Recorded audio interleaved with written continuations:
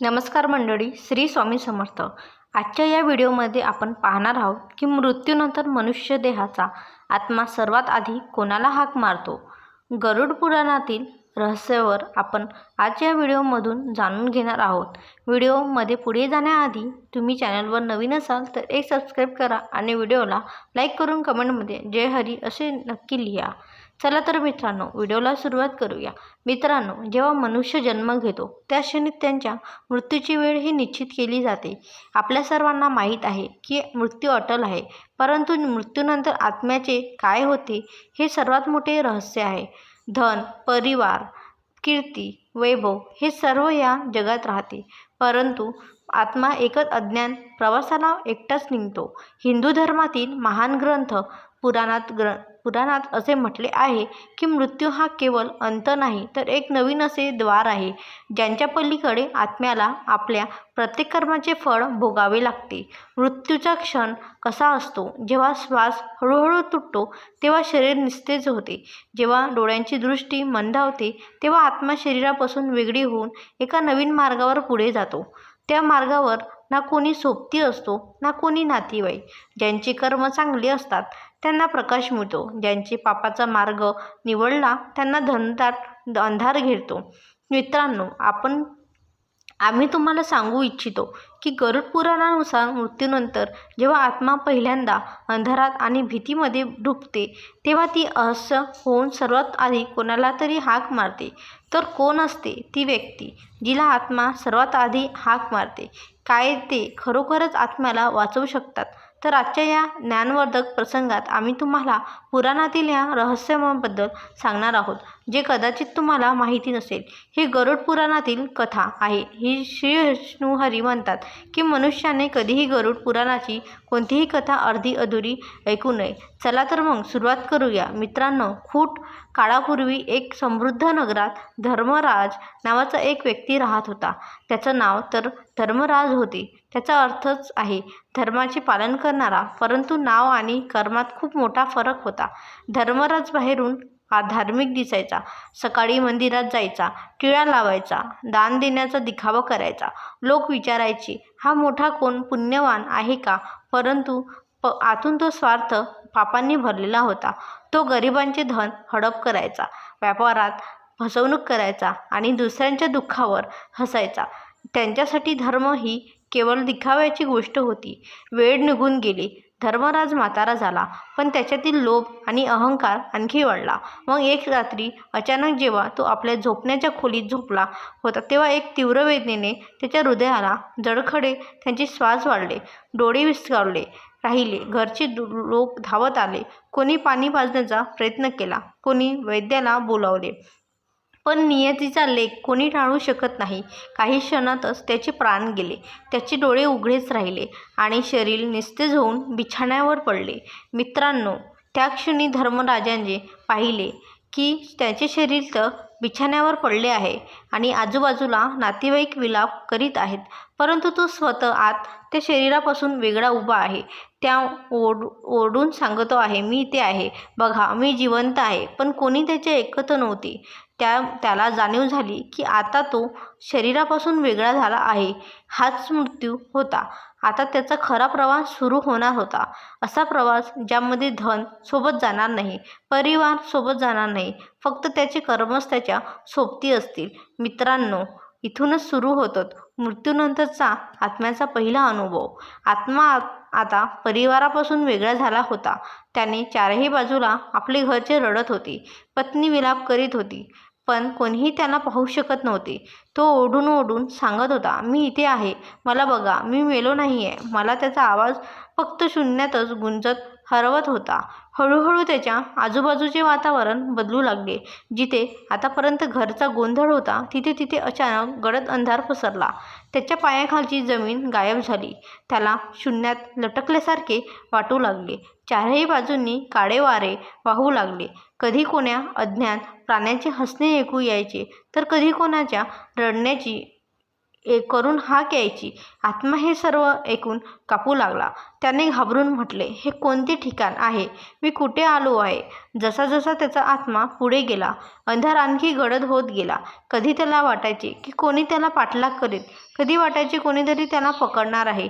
त्याचे हृदय वेगाने धडधडत होते. पण ही काही साधारण धडधड नव्हती. ही आत्म्याची भीती होती. तो पूर्णपणे एकटा होता. अंधाराच्या मधोमध कापणारा आत्मा अचानक थांबला.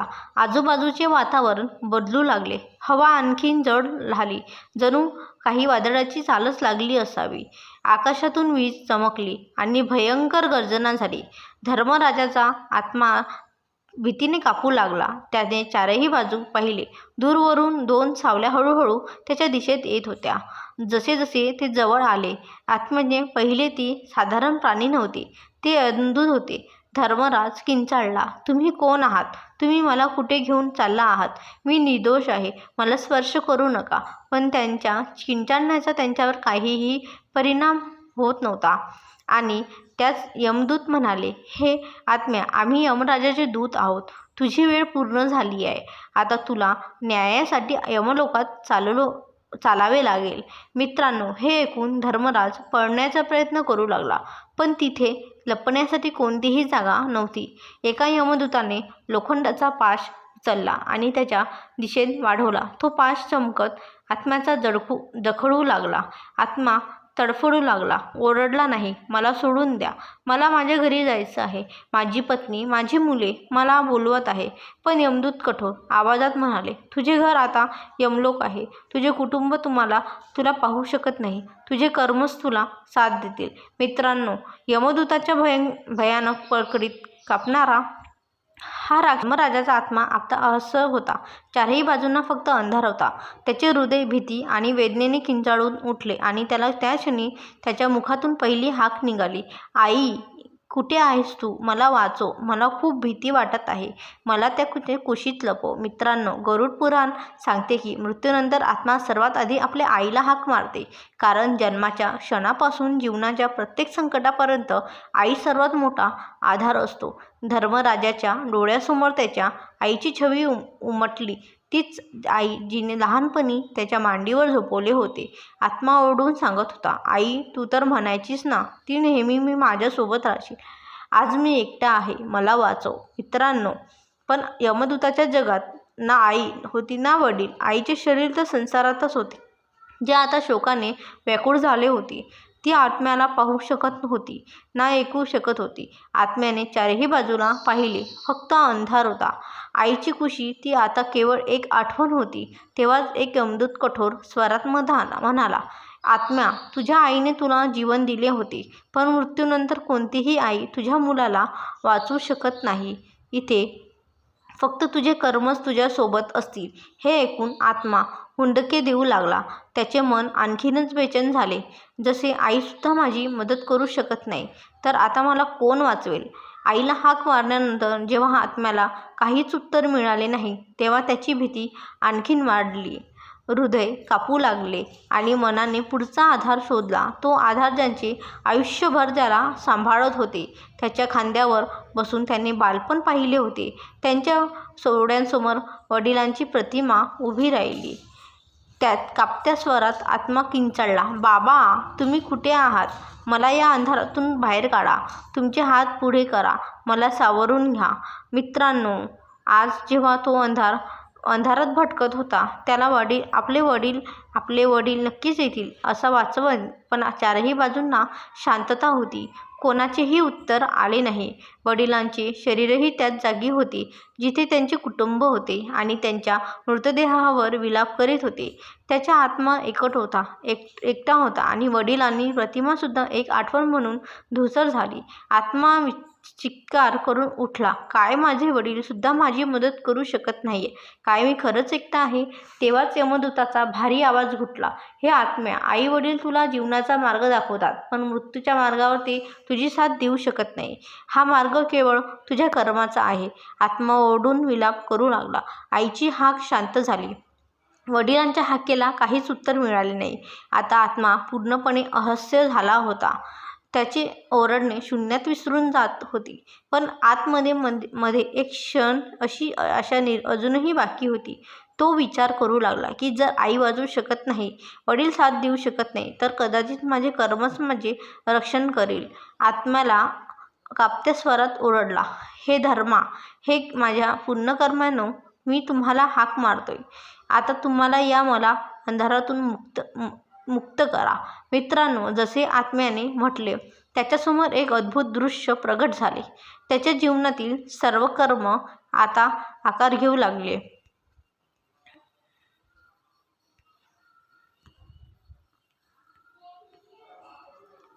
त्याने जिथे एखाद्या भुकलेल्या भाकरी दिली, तिथून एक हलका प्रकाश निघून त्याच्या जवळ आला. जिथे त्याचे एकदा सत्याची साथ दिली होती, तिथून एक छोटीशी ज्योत उमटली.